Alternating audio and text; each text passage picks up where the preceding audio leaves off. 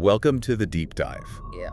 So you probably know about surgeries like knee replacements, maybe even open heart surgery. Pretty complex stuff. Yeah, standard procedures these days, relatively speaking. Exactly. But today, we're going way beyond that. We're doing a deep dive into medical procedures that are so advanced, honestly, they sound like pure science fiction. Right. Our mission here is to explore these real-world surgeries, the ones that'll really stretch what you think is possible. And we're doing a countdown, our top 5. Each one is, well, more astonishing than the last. And number 1, you just have to stick around for it. It's truly mind-blowing. It really is an amazing time for medical science. And what we're talking about today, this isn't just, lab research or far-off ideas. Yeah. No, these are actual breakthroughs happening now, pushing the absolute limits. And behind every single one, there are incredible human stories, stories of resilience, and also the sheer ingenuity of the medical teams. Okay, I'm ready. Let's dive in with number 5. And maybe brace yourself slightly for this one. We're starting with something called fecal microbiota transplant. Or, well, the more blunt name you sometimes hear is poop transplant. Yep. It's real, and apparently it's incredibly effective. It is. And, while that name definitely grabs attention, the medical side is profound.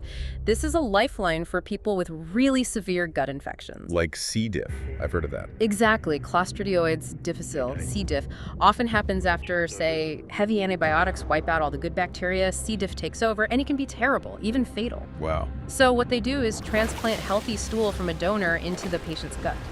It sounds basic, but it restores that essential balance of microbes. And it works. It works incredibly well.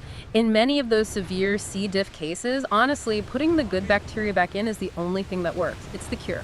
That success rate, you mentioned it's high. Yeah, it's astonishingly high, often over 90%. 90%. For something that sounds so earthy.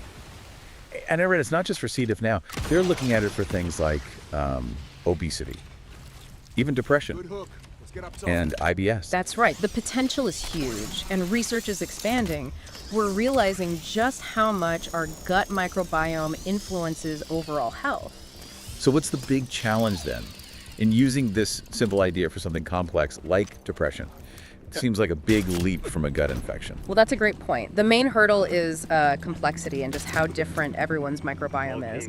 With C. diff, it's a clear case of imbalance, right? Bad bacteria took over. Okay. But with obesity or depression or IBS, it's way more complicated. It involves intricate interactions between, different bacteria, your diet, your genes, your environment. It's a whole ecosystem. Right. So we're still figuring out which specific bacteria mixes are helpful for those conditions and, crucially, how to make them stick around long term. It's less like treating an infection and more like, complex ecological gardening inside your gut.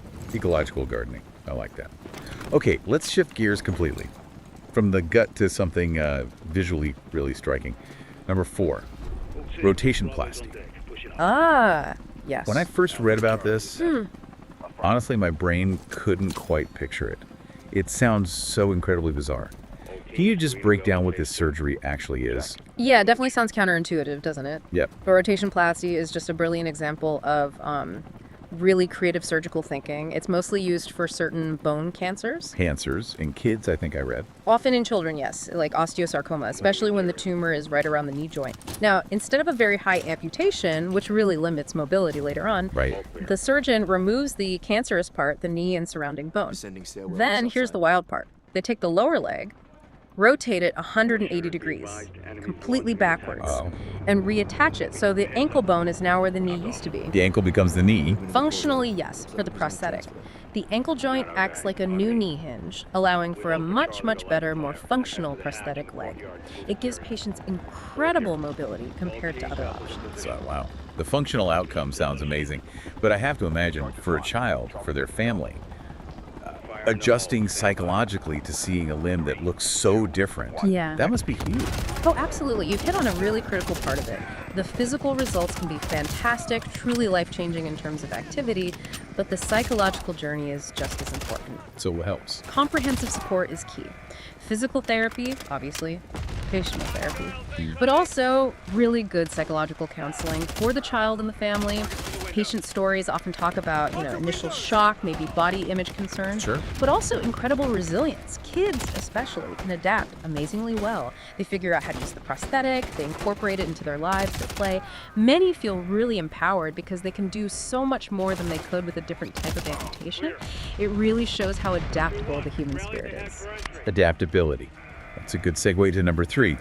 If you thought re-engineering a limb was complex, this one takes us right inside.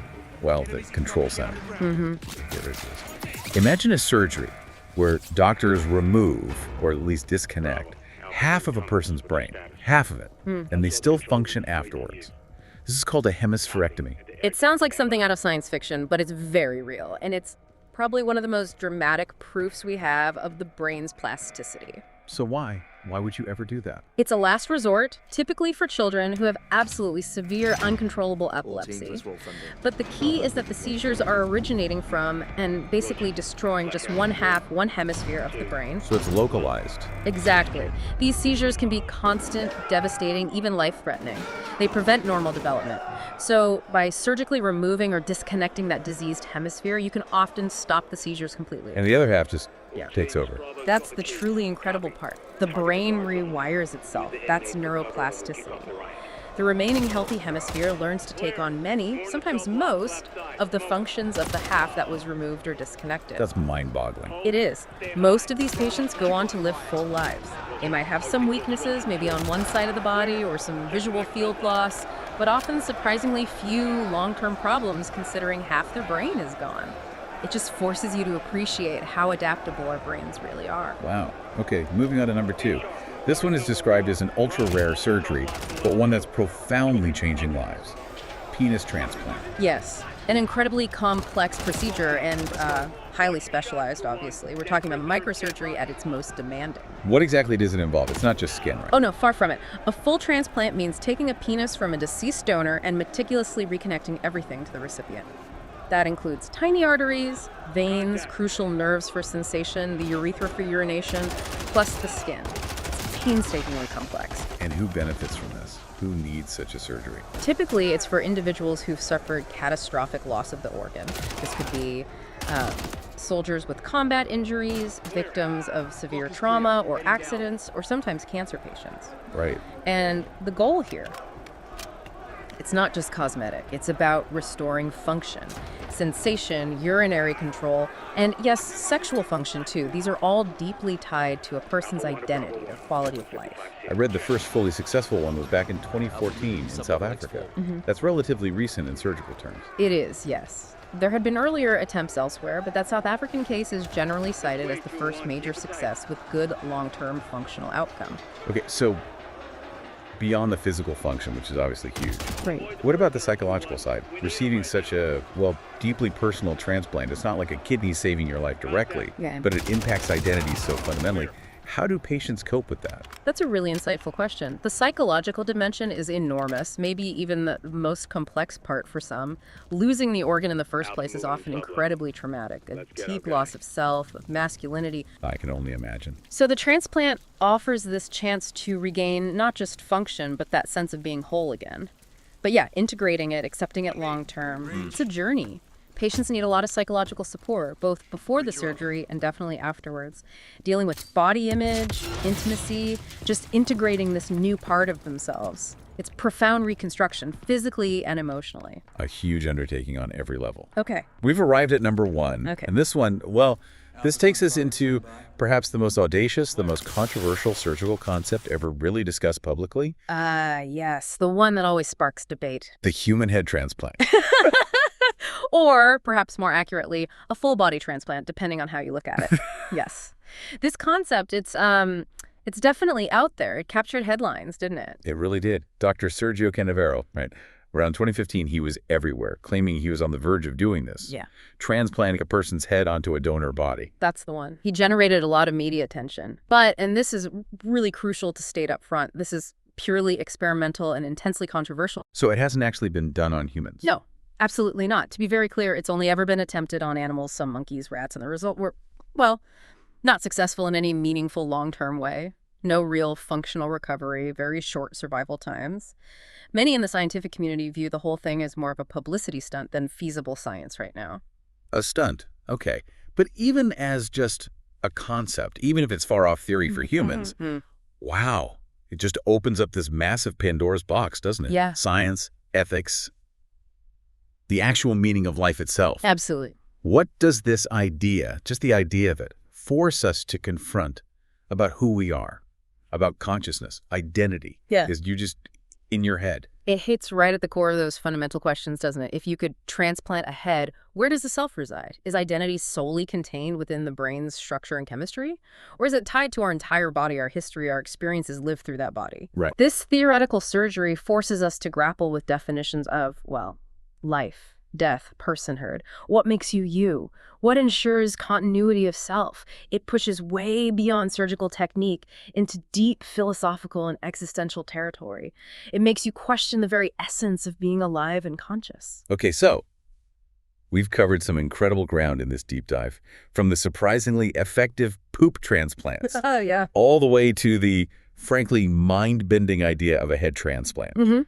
It's just undeniable that medical science is constantly pushing into realms we could barely have conceived of, even just a few decades back. It really is staggering. And if you think about the bigger picture here, these advances aren't just about fixing injuries or diseases anymore. Absurd. Well, they're starting to redefine what's even possible for human health, for longevity, maybe even for human nature itself. Think about it building on that head transplant discussion, even though it's theoretical.